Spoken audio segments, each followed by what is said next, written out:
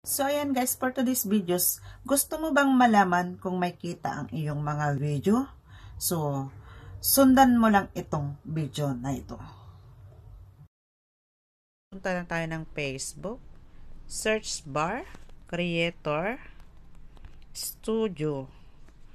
So, search natin. Yan po ang sign logo ng Creator Studio. So, press natin. And then, automatic mapunta tayo sa Meta Business Suite. So, punta tayo ng settings. Ayan. And then, dito tayo sa my content. Loading po. Antay natin kasi mahina ang internet.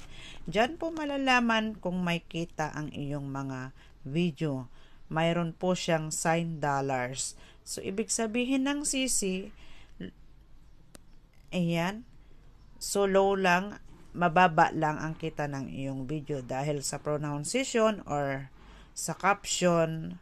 Pwede mo siyang i-edit dyan kung gusto mong i-edit. Ayan po, accuracy rating. Nasa low po siya kasi parang hindi pa accurate ang ating mga video. So, ganun lang po. Gusto mong malaman na may kita ang iyong mga video is ganun lang po. Sundan mo lang